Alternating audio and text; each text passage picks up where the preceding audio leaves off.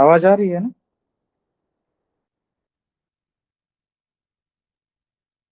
जी sir. Okay, चलिए headline लिख लिए, कैप्लर्स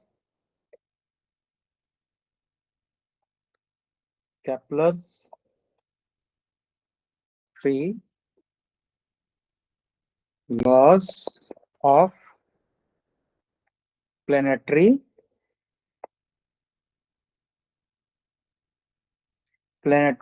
मोशन। ठीक है,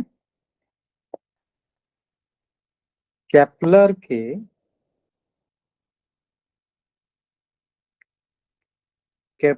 के ग्रहीय गति सिद्धांत, ग्रहीय गति के तीन सिद्धांत। ठीक है, Kepler's three laws of planetary motion और केपलर के ग्रहीय गति के तीन सिद्धांत, या इसको ऐसे लिखिए, ग्रहीय गति के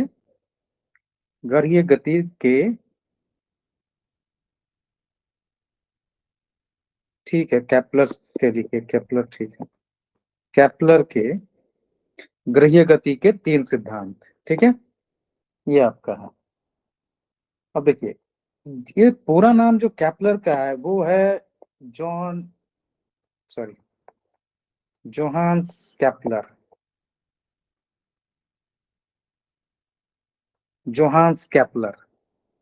ठीक है, पूरा नाम। और ये जर्मन पॉलीमैथ था, मतलब जर्मनी का रहने वाला था, और पॉलीमैथ था। पॉलीमैथ मतलब एक से अधिक सब्जेक्ट्स का ज्ञाता। ठीक है, मतलब बहु विशेषज्ञ जिसको कहते हैं, बहु विशेषज्ञ।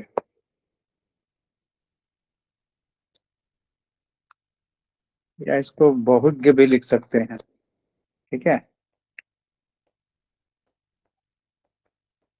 बहु विशेषज्ञ भी कह सकते हैं इसको, मतलब जो एक से ज्यादा जानता है उसके बारे में बात कर रहे हैं। अच्छा, ये थ्योरी कब दिया था? तो ये थ्योरी दिया था इसने 1609 से लेके 1619 के बीच में। 1609 से 1619 एडी के बीच में ये आया था। और ये जो थ्योरीज था, थ्री लॉज ऑफ मोशन, वो आधारित था, बेस्ड ऑन, या आधारित किस पे था? तो ये एक और साइंटिस्ट था, टाइको ब्राहे। ठीक है, based on Tycho Brahe's astronomical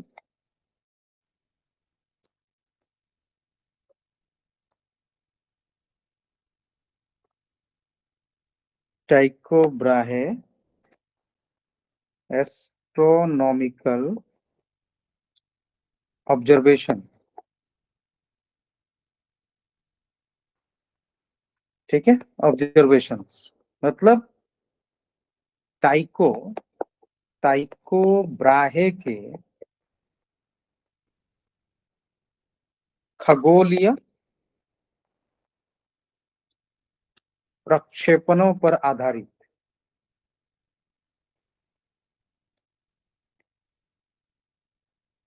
प्रक्षेपणों पर आधारित। क्लियर है?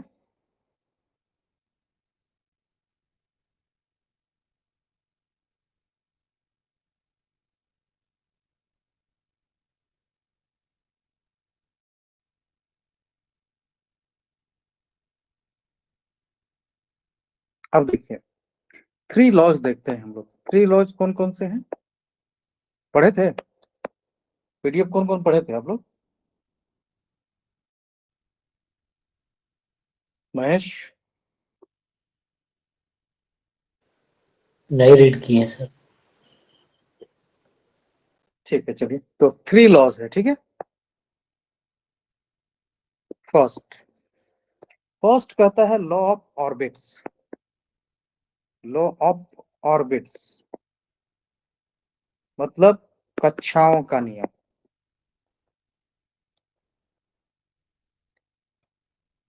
कक्षाओं का नियम। पहला,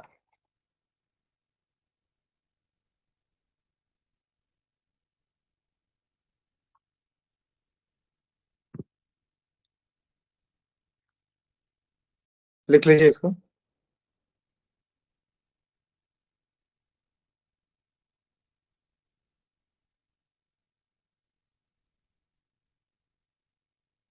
उसके बाद दूसरा है the law of equal area. The law of equal areas, समान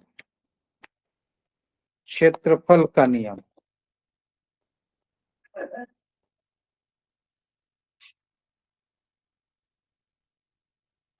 और तीसरा है लॉ ऑफ पीरियड्स। पीरियड्स, आवर्त काल का नियम। आवर्त काल का नियम।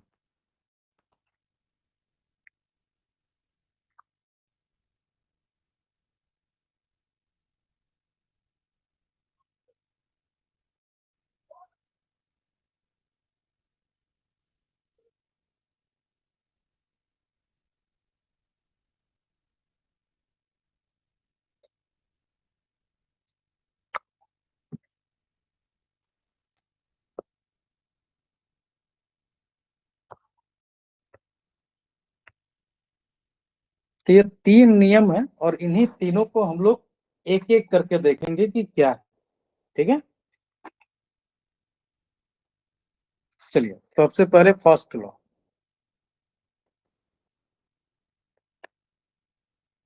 पहला नियम,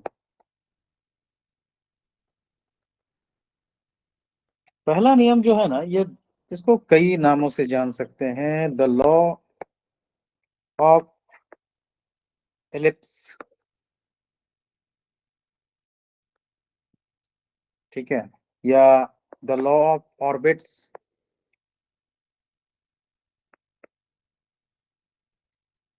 मतलब इसको कहेंगे दीर्घवृत्त का नियम। दीर्घवृत्त का नियम या कक्षाओं का नियम।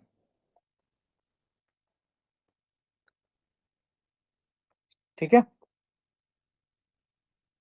तो सिंपल सा इसके स्टेटमेंट पे हम नहीं जा रहे हैं, स्टेटमेंट आप नोट से लिख लीजिएगा। ठीक है, तो कक्षाओं का नियम मतलब किसी ग्रह का कक्षा जो होगा, घूर्णन कक्षा, वो कैसा होगा, उसका परिक्रमण कक्षा जो है वो किस तरह से होगा, उसको ऑर्बिट्स क्या होगा, इसको डिफाइन करता है द लॉ ऑफ ऑर्बिट्स या द लॉ ऑफ एलिप्स। ठीक है, ये मान लीजिए किसी का कक्षा है, किसी का ऑर्बिट है, तो इसमें दो फोकल होगा, फोकस केंद्र दो होगा, एक में सन होगा और दूसरा खाली रहता है। ठीक है, ये मान लीजिए आपका प्लेनेट है, समझे, ये प्लेनेट है। अब देखिए, शुरुआत में क्या था, ये माना जाता था कि भाई कोई भी जो ग्रह है वो सूर्य के चारों ओर एक सर्किल में घूमता है। ठीक है, तो उसमें जो है ना एक सर्किल का थ्योरी था, जो कि इस थ्योरी के आने के बाद खत्म हो गया। अब देखिए, इसी को कहते हैं द लॉ ऑफ इलिप्स या लॉ ऑफ ऑर्बिट, कि अब आपका दीर्घ वृत्त का नियम आया, मतलब ऐसा वृत्त में कोई ग्रह घूमेगा जो दीर्घ होगा, बड़ा होगा। ठीक है, इसीलिए अब जब यहाँ पे कोई ग्रह रहेगा तो ये सबसे ज्यादा दूरी पर है सन से, तो इसको कहेंगे हम लोग एपिहेलियन या अपसोर।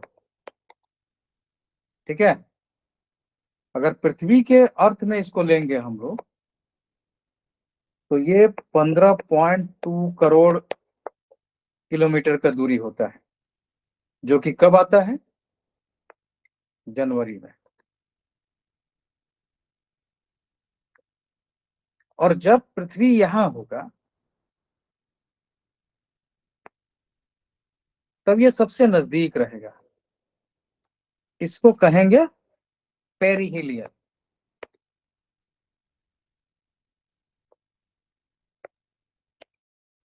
पेरिहेलियन।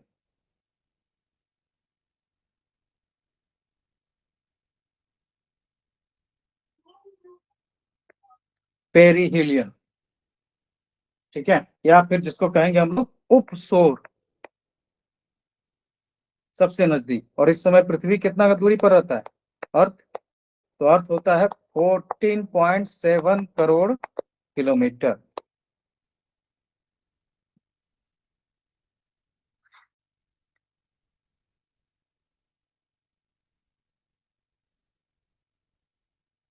तो ये जो थ्योरी पता चला कि भाई नहीं, सर्कुलर पाथ में कोई भी ग्रह सूर्य के चारों ओर चक्कर नहीं मारता है, बल्कि वो कैसा मारता है, वो ऑर्बिट जो है आपको दीर्घवृत्त है, एलिप्स है, ठीक है।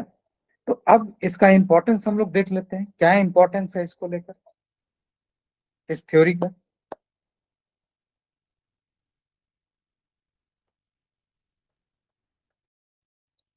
लिखिए, अब जैसे मैंने कहा कि जो पहले सर्कुलर पाथ का एक थ्योरी था कि भाई सर्कुलर पाथ में ग्रह सूर्य के चारों ओर चक्कर मार रहे हैं, वो थ्योरी खत्म हो गया, ठीक है। हाँ महेश, कुछ कह रहे हो? वो सर बोल रहे हैं कि जो उपसौर है वो जनवरी में नहीं होगा ना सर? उपसर्ग तो जुलाई में होगा ना, ये तो। हाँ, वो ऊपर में जनवरी नहीं होगा ना सर? जनवरी अपसोर नीचे सबसे वाला में होगा ना? सबसे ज्यादा दूरी कब होता है?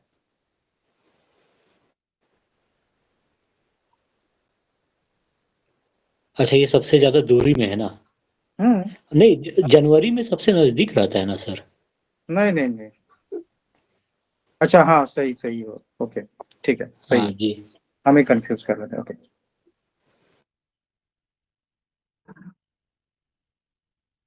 सही हो एकदम, ये जुलाई होगा। और ये जनवरी होगा।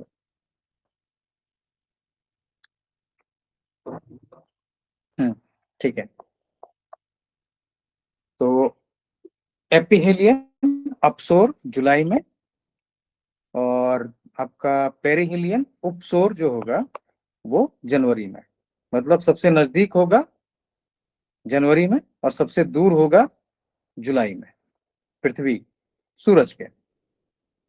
अब आते हैं इंपॉर्टेंस पे, ठीक है।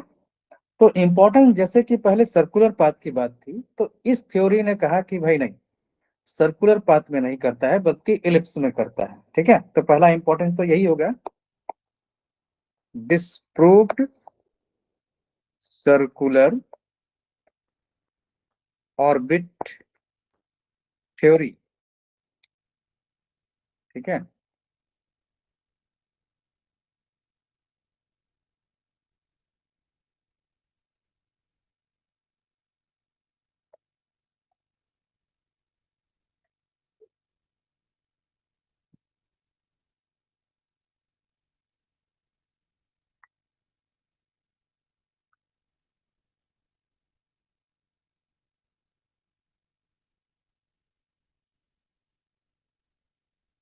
लिखिए, गोलाकार कक्षीय सिद्धांत समाप्त हुआ, ठीक है। पहला तो यही हो गया। दूसरा, अब ये भी डिफाइन करता है कि भाई, एक्सप्लेन करता है कि डिस्टेंस कैसे जो है ना, दूर और पास हो रहा है सूरज के साथ में, इस चीज को डिफाइन कर रहा है पेरी एलियन और एपी। तो यही होगा, explain varying distance of planet from सन।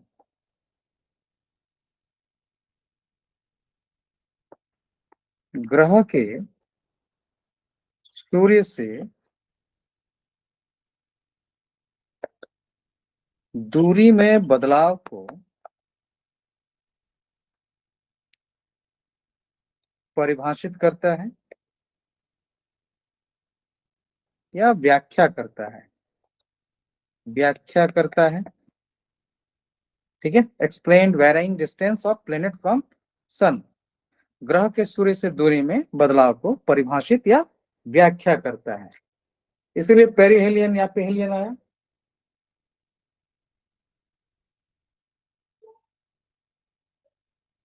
अब देखो पहले क्या होता था ना, जैसे ये माना जाता था कि चारों ओर घूम रहा है गोलाकार कक्षा में।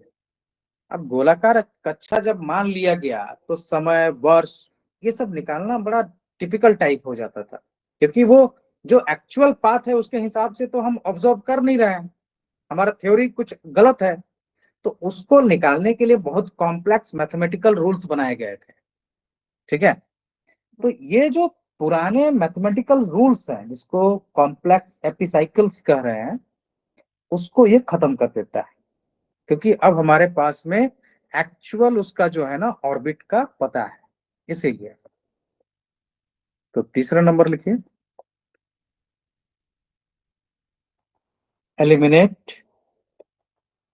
Eliminated complex एपिसाइकल्स।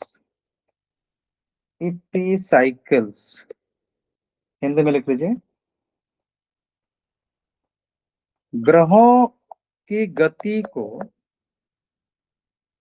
समझने के लिए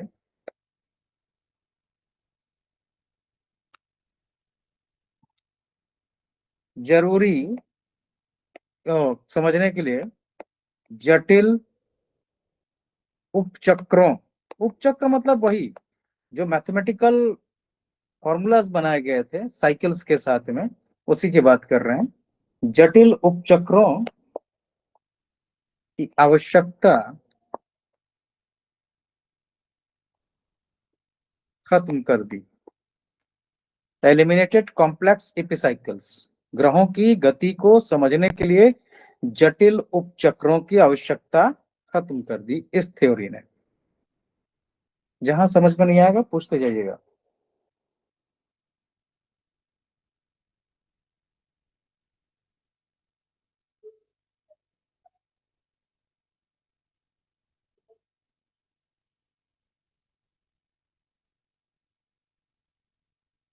अब देखिए इससे एक चीज और हुआ, क्या हुआ, पहले मानते थे कि सन सेंटर पे है, अब कहाँ हो गया, दो फोकस के बीच में, वो बीच में कहीं है। ठीक है, तो इससे एक चीज ये हुआ कि सूर्य का स्थान बदल गया। तो लिख लीजिए, सूर्य का स्थान कक्षा के केंद्र से बदल गया। लिख लीजिए, the sun's position shifted from centre of the orbit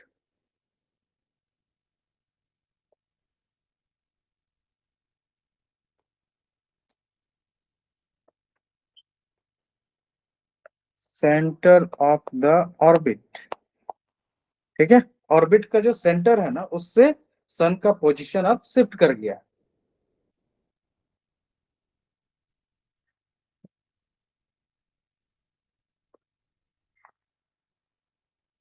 आगे, जो न्यूटन का गुरुत्वाकर्षण का नियम है उसका ये आधार बना था। ठीक है,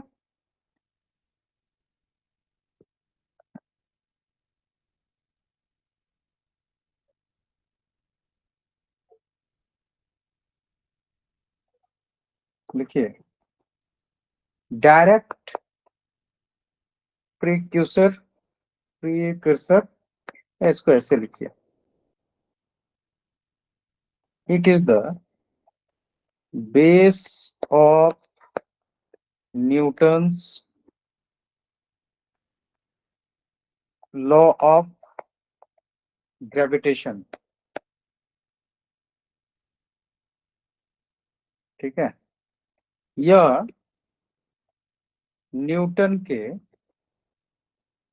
गुरुत्वाकर्षण सिद्धांत का आधार है।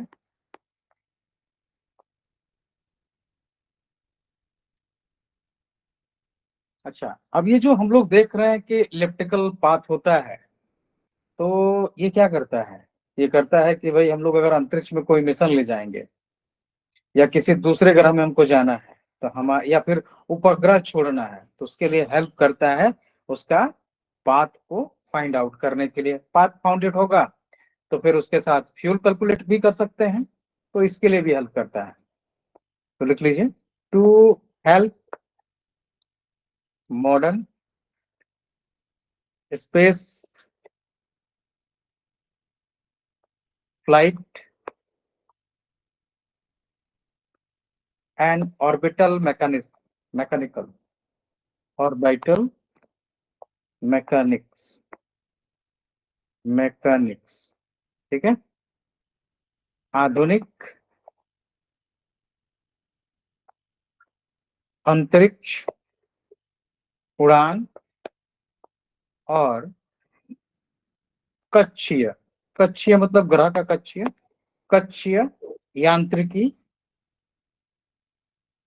में सहायता करता है।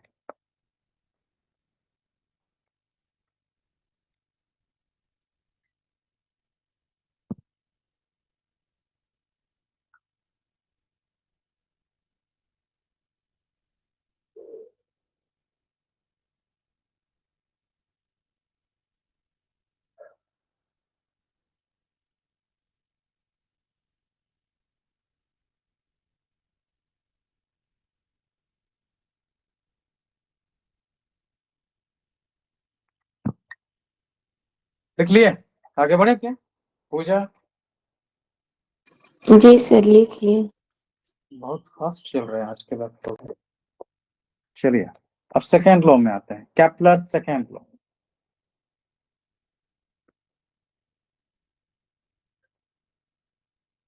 केपलर सेकेंड लॉ, केपलर का दूसरा सिद्धांत क्या है? ये सिद्धांत क्या कहता है? समान क्षेत्रफल का नियम। हाँ, समान क्षेत्रफल का नियम, समान क्षेत्रफल का नियम, ठीक है। The law of equal area, the law of equal area, इसके भी स्टेटमेंट पे हम लोग नहीं जाएंगे, हम लोग इसके ही पे चल जाते हैं। ये ऑर्बिट है, ये सन है, ठीक है, एक फोकल यहाँ पर होगा, सन एक फोकल है, हो गया। अब देखिए, मान लीजिए कोई कोई भी ग्रह, ये इसके हिसाब से चला, ठीक है, कोई ग्रह यहाँ पर जो है ये डिस्टेंस तय किया d1, और ये एरिया जो है a1 है, ठीक है। वहीं जब सूरज के पास पे यहाँ पर ये d2 डिस्टेंस तय किया, ये एरिया a2 है, ठीक है। तो अगर मतलब जैसे सूरज जब दूर जाता है तो क्या होगा, स्लो हो जाएगा, पास होगा तो नजदीक होगा, साफ सी बात है, क्योंकि स्पीड में निर्भर करता है सन, ग्रह के स्पीड में निर्भर करता है नन। अगर सूरज अगर नजदीक है तो स्पीड ज्यादा होगा, दूर है तो फिर आपका स्पीड कम हो जाएगा ग्रह का, ठीक है। तो ये जो डिस्टेंस तय करने में मान लीजिए आपको 100 मीटर है, और इसको डिस्टेंस को पूरा करने में 4 मिनट लगा, सपोज दैट, और ये डिस्टेंस मान लीजिए 200 मीटर है, और इसको पूरा करने में भी जो है 4 मिनट लगा, ठीक है। तो अगर टाइम पीरियड इक्वल है तो ये जो एरिया है जो ट्रेवल किया गया है, ये एरिया बराबर होगा। सिंपल सा थ्योरी है, इसी को the law of equal area कहते हैं। लिख लीजिए, सिंपल कहता है कि time taken to travel d1 is equal to d2, और जब ये होगा तो क्या होगा, then area a1 equal to a2, ठीक है। लिख लीजिए।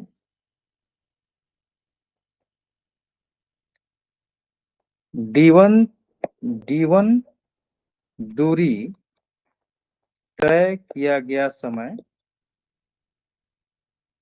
इक्वल टू D2 का समय।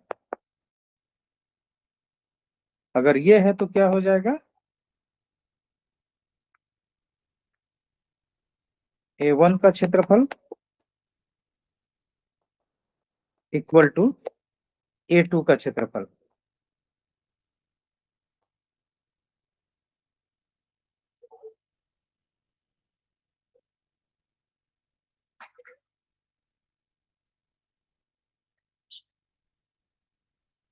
अब इससे एक चीज हम लोग को क्या पता चल रहा है, एक चीज तो ये पता चल रहा है कि भाई जब दूर जाएगा तो स्पीड स्लो हो जाता है, नजदीक आएगा तो स्पीड तेज हो जाएगा। मतलब यूनिफॉर्म स्पीड नहीं है, एक ही स्पीड में गति नहीं करता है, अलग अलग तरीके से गति करता है।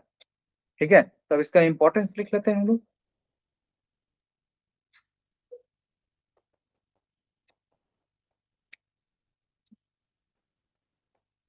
महत्व। तो सबसे पहले तो उसी थ्योरी को खत्म कर दिया, demolished the uniform speed theory. ठीक है,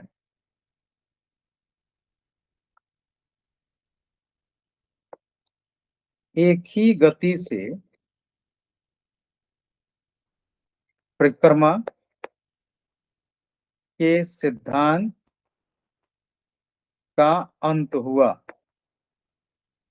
पहले माना जाता था कि भाई एक ही स्पीड से गति कर रहा है, लेकिन अब इसके आने के बाद में पता चल गया कि नहीं, सूरज के अगर नजदीक है तो ज्यादा फास्ट होगा और दूर है तो स्लो होगा स्पीड परिक्रमा का। दूसरा, ये जो है ना प्रूव है conservation of law of angular momentum का। तो लिख लीजिए, early proof of conservation conservation of angular momentum of physics लिख लीजिए पूरा। भौतिकी के कोणीय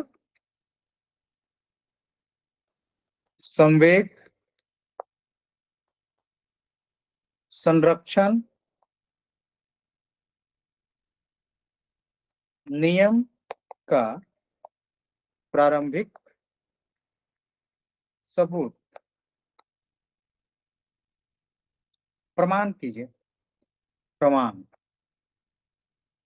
ठीक है, मतलब जो ये फिजिक्स का है ना कोणीय संवेग संरक्षण नियम, उसका शुरुआती दौर का ये प्रूफ था, अर्ली प्रूफ।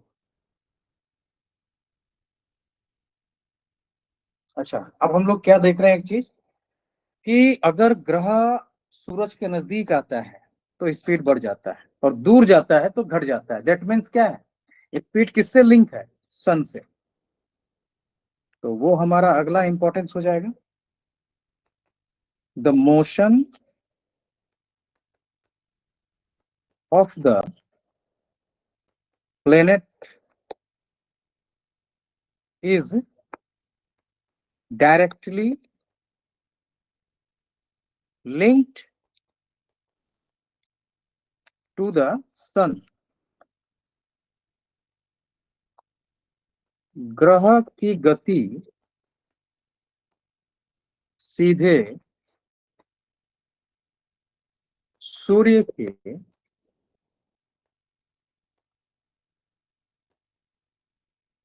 सूर्य से जुड़ा है। ग्रह की गति सीधे सूर्य से जुड़ा है,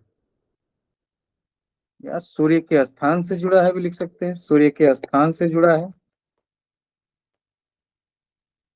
ठीक है,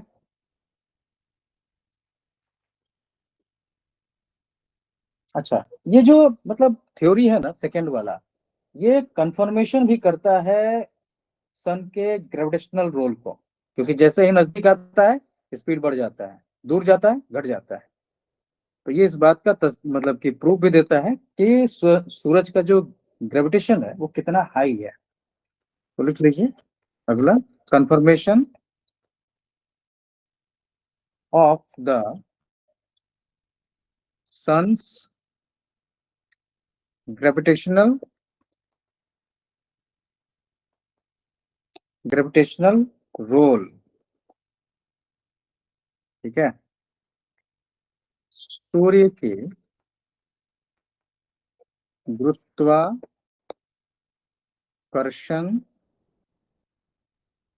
की भूमिका का प्रमाण या पुष्टि, भूमिका की या का कर सकते हैं, पुष्टि।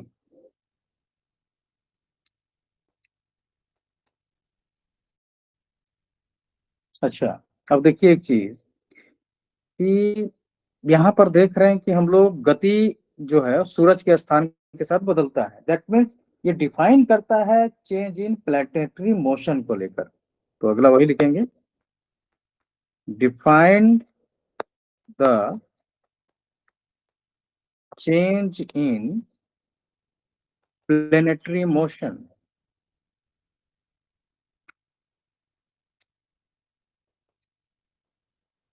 Planetary motion.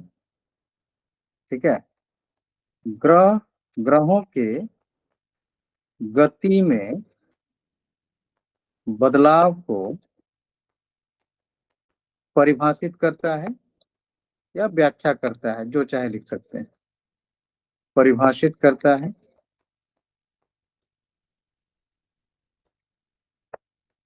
छठा,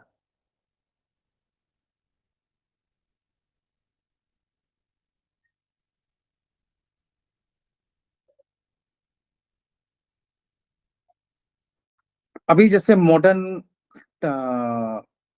स्पेस मिशंस के लिए बहुत आवश्यक है, तो वो भी लिख सकते हैं, वैसे सब है तो सब में ये जरूर डाल दीजिएगा, essential for modern space mission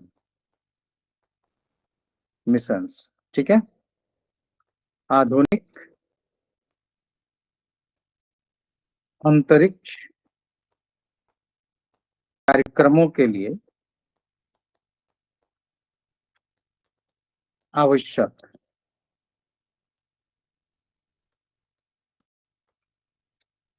आवश्यक है।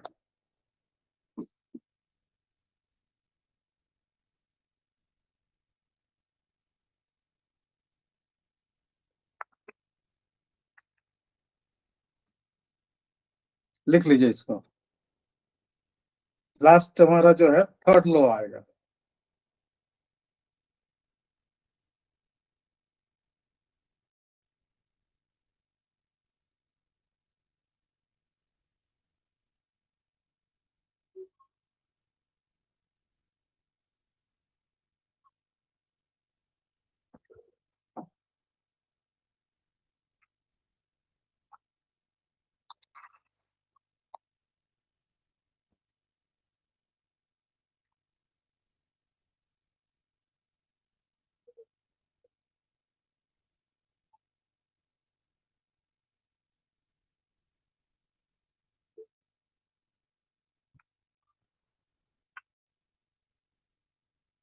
अब आते हैं थर्ड लॉ,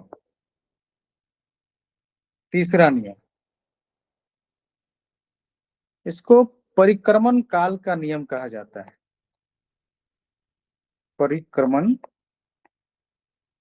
काल का नियम।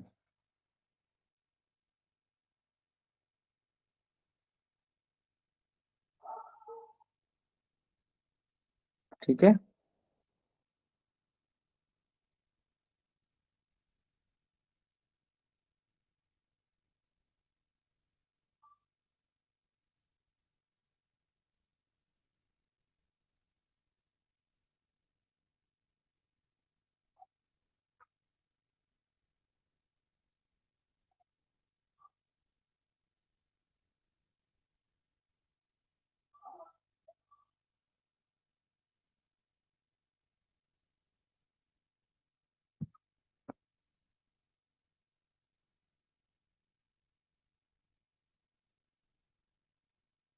लिखिए, द लॉ ऑफ पीरियड्स भी कहा जाता है, नहीं तो the law of harmonic, the law of periods, ठीक है, या फिर इसको द लॉ ऑफ हार्मोनिक,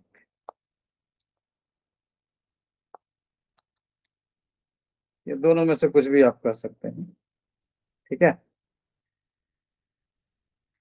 अब देखिए ये क्या कहता है, मान लीजिए ये उसका दीर्घवृत्त है, कक्षा है किसी ग्रह का, सन एक फोकस पर है, दूसरा खाली है, एम्प्टी है, ये कुछ नहीं है इसमें, तो ये सन है, ठीक है। अब कहना ये है कि अगर इसको हम लोग 4 एक्सिस में बांटते हैं, मतलब 2 एक्सिस में, ये मेजर एक्सिस है, प्रमुख एक्सिस है, ये बड़ा एक्सिस है, और ये आपका जो है माइनर एक्सिस है, ठीक है। तो मेजर एक्सिस के बारे में लेकर कह रहा है कि अगर इस कोई ग्रह अगर इसके चारों ओर पूरा मतलब एक बार चक्कर मारता है, तो जितना देर में मारेगा वो टी कहलाएगा, आवर्तकाल या आपका जो ऑर्बिटल टाइम है वो टी कहलाएगा। तो इसका जो स्क्वायर है, ठीक है, वो उसका स्क्वायर, ये जो आपका मेजर एक्सिस है, जो कि 2 पार्ट में बांटे हैं इसको, तो ए प्लस इधर ए, मतलब ये टोटल कितना हो गया लंबाई इसका, 2a, ये मेजर एक्सिस का लंबाई 2a हो गया, मतलब एक तरह से कहा जाए तो ये आपका व्यास है, ठीक है, 2a। तो 2a नहीं, a का क्यूब बराबर होगा इसके, मतलब जो एक ग्रह किसी कक्षा को पूरा करने में जितना टाइम लेता है वो t होता है, उसका स्क्वायर किसके बराबर होता है, ये जो मेजर एक्सिस है उसका हाफ, यानी a के क्यूब के बराबर, ठीक है, यही मेन है इसका। और सॉरी, ये डायरेक्टली प्रोपोर्शनल होता है, सॉरी, डायरेक्टली प्रोपोर्शनल होता है, तो फिर इसको k के साथ हम लोग देख सकते हैं, ठीक है। तो T square equal to k(a3) हो जाएगा, k कांस्टेंट हो गया। तो ये थ्योरी जो है इस बात को प्रूव करता है। अब चलिए आते हैं आगे, अब इसका इंपॉर्टेंस क्या है इस थ्योरी का, या महत्व क्या है। देखिए इसके द्वारा हम लोग क्या निकाल सकते हैं, इसके द्वारा हम लोग कई चीजें निकाल सकते हैं। जैसे हम लोग यहाँ पर सबसे पहले देखिए, हमारा ये एक्सिस, अब मान लीजिए सपोज दैट इसी में हम लोग एक और फोटो बनाते हैं,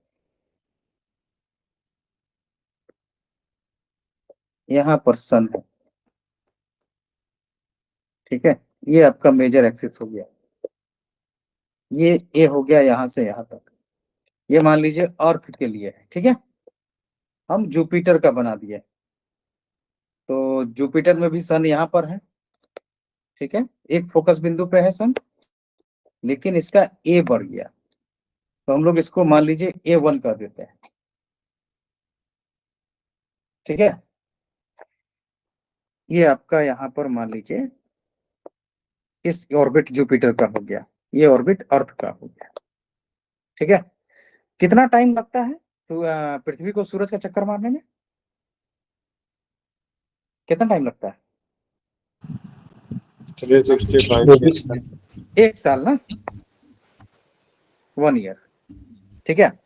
अब देखिए सिंपल सा चीज ये है कि ये जो ए है, मतलब आपका सूरज से जितना दूरी है, इसका सूरज से जो दूरी है ये पृथ्वी का, उसको ऑर्बिट के हिसाब से उसका 5.2 टाइम्स है जुपिटर का दूरी, ठीक है। तो हमको अगर जुपिटर का टाइम पीरियड निकालना है कि वो अपने कक्षा को कितना ये करता है, मतलब कितना टाइम में पूरा करता है, तो कुछ नहीं करना है हमको, सिर्फ हमको इस ए का जो है ना क्यूब बता देना है, ठीक, क्यूब बताना है उसमें, तो रूट, अच्छा देखिए इसको सिंपल सा बात है, ये ए जो है, ए का ये ए का कितना है ये, ए के साथ अगर मल्टीप्लाई करेंगे तो 5.2 टाइम्स इक्वल टू हो जाएगा A1। ठीक है, मतलब A1 जो है 5.2 टाइम्स बड़ा है क्या बोलते हैं ए के। सिंपल है। अब हम लोग फॉर्मूला क्या निकाले थे, T square is directly proportional to A cube, यही ना, मतलब T square equal to KA3, यही हमारा निकला था। मतलब जितना ये टाइम पीरियड पूरा करता है उसका किसके बराबर होगा, ये जो आपका व्यास अर्ध व्यास है इसका क्यूब के बराबर, यही चीज निकाले थे। तो जब हमारा यहाँ पर टी कितना है, 1 है, सिंपल सा बात है, हमारा पृथ्वी का 1 है।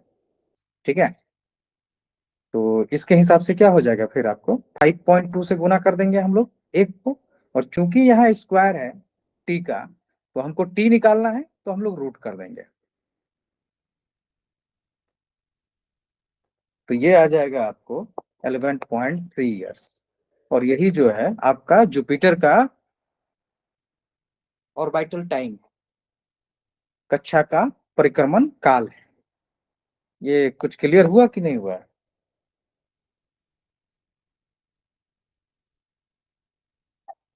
मोनिका, नहीं सर, समझ में नहीं आया। चलिए फिर से एक बार देख लेते हैं। ये पृथ्वी का है, ये सन है, ये हमारा मेजर एक्सिस है, ये हमारा 1A है, ये A है। ठीक है, इसको पूरा करने में पृथ्वी को टी टाइम लगता है।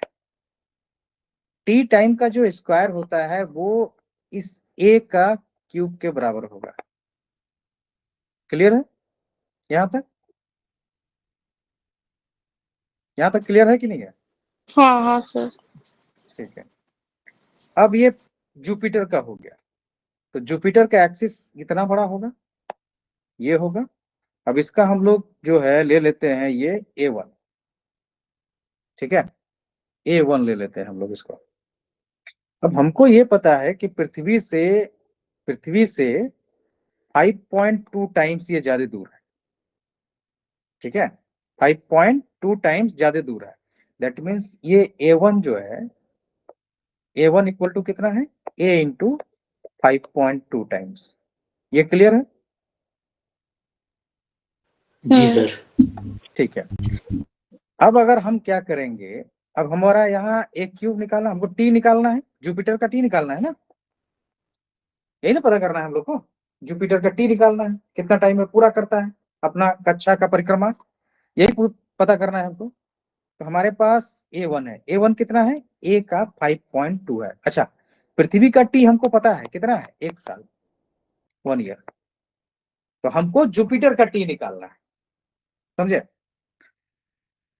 देखिए, तो हमारा पृथ्वी का अगर बात करेंगे तो टी का 1 स्क्वायर इक्वल टू हो जाएगा KA3, यही ना हो रहा है, मतलब 1 इक्वल टू KA3 हो रहा है, A3 हो रहा है, यही है हमारा, सिंपल सा। तो हम जो जुपिटर का है उसके साथ इसको जो है तुलना करेंगे तो निकल जाएगा। यहाँ पर A1 कितना है, पृथ्वी का 5.2 टाइम्स, सिंपल है, पृथ्वी का 5.2 टाइम्स है। ठीक है, तो हमारा अगर इसको इसको अगर हमको टी के साथ में करना होगा तो कैसे करना होगा, मान लीजिए इसको T1 ले लेते हैं, तो टी स्क्वायर हो जाता प्लस इक्वल टू हो जाता KA1 क्यूब, यही होता है ना, यही फॉर्मूला होता है उसके हिसाब से। अब देखिए, अब सिंपल सा बात है, यहाँ पर हमको अगर निकालना है तो हम T1 स्क्वायर कर देते हैं इक्वल टू के, A1 हमको पता है कितना है, A इंटू 5.2 इंटू क्यूब हो गया। ठीक है, तो सिंपल सा अगर हमको यहाँ पर टी निकालना है फिर ई का क्या है, जुपिटर का, तो हम क्या करेंगे, इसको इक्वल टू 5.2 का क्यूब, और चूंकि इधर स्क्वायर है तो इधर रूट हो जाएगा, तो हमारा आ गया 11.73 ईयर। अब क्लियर है? हाँ सर।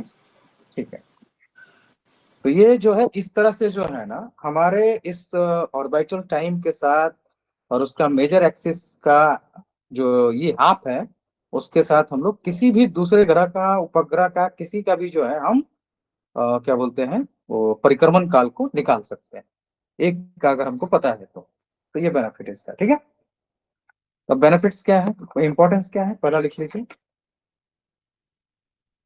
अब देखिए इससे क्या पता चला, हमारा स्केल बन गया ना। अब हम चाहे तो यूरेनस का भी निकाल सकते हैं, चाहे तो नेपच्यून का निकाल लें, चाहे तो स्टर्न का निकाल लें, किसी का भी निकाल सकते हैं। मतलब हमारे पास एक ट्रू स्केल तैयार हो गया। तो लिख लीजिए, mapping the true scale of the solar system, solar system. ठीक है, सौर मंडल के लिए एक मापक पैमाना तैयार हुआ।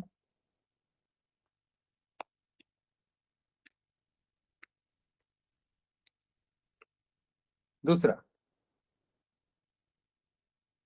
अच्छा इसी थ्योरी से हम लोग आगे जाकर थोड़ा सा मास भी निकाल सकते हैं। तो लिख लीजिए,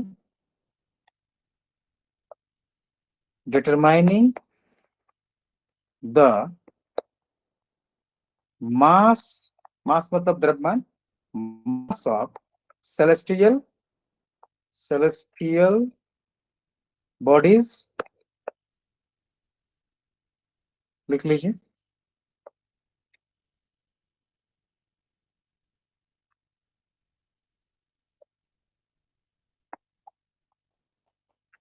ग्रहों का द्रव्यमान ज्ञात किया जा सकता है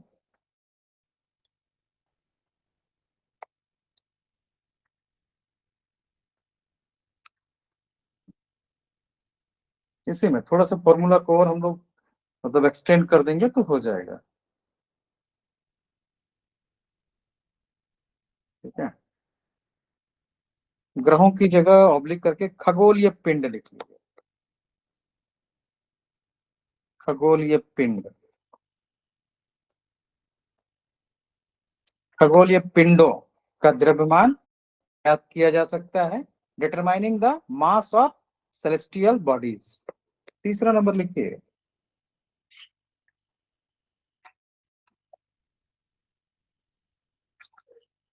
लिखिए it is the base of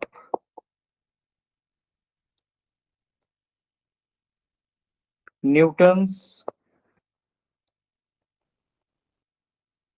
universal gravitational theory null theory. ठीक है, यह न्यूटन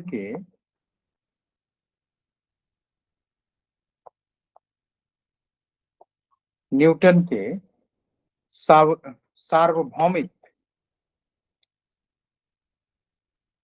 सार्वभौमिक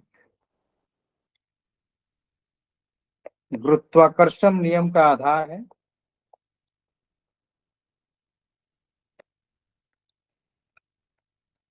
नियम का आधार है।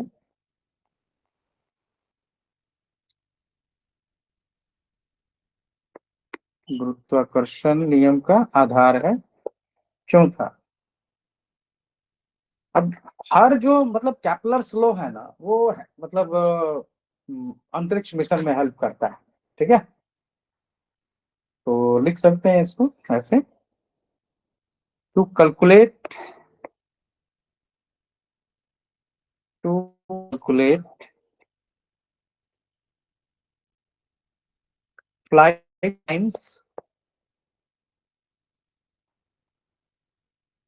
टाइम्स एंड फ्यूल रिक्वायरमेंट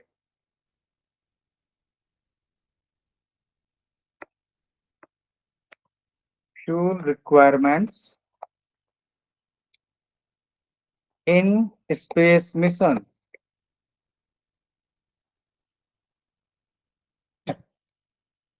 यह अंतरिक्ष मिशनों में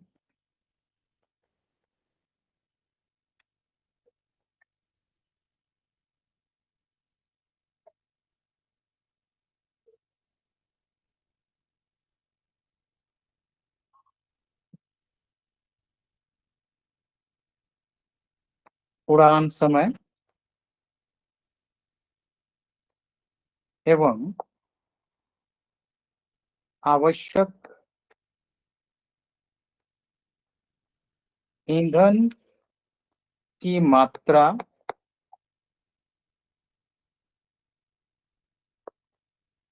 ज्ञात करता है।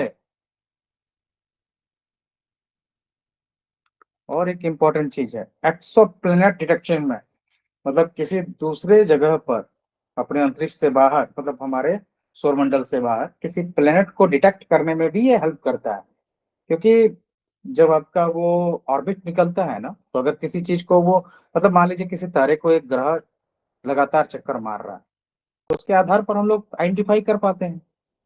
इसलिए एक्सो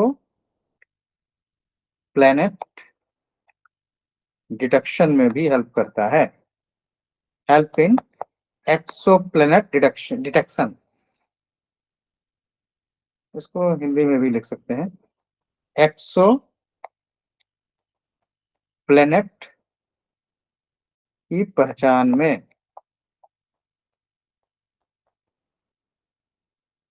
कोई सवाल है इसमें से तो बताइए। सर क्या लिखे 5 नंबर? एक्सोप्लैनेट डिटेक्शन, एक्सोप्लैनेट की पहचान में, एक्सोप्लैनेट की पहचान में।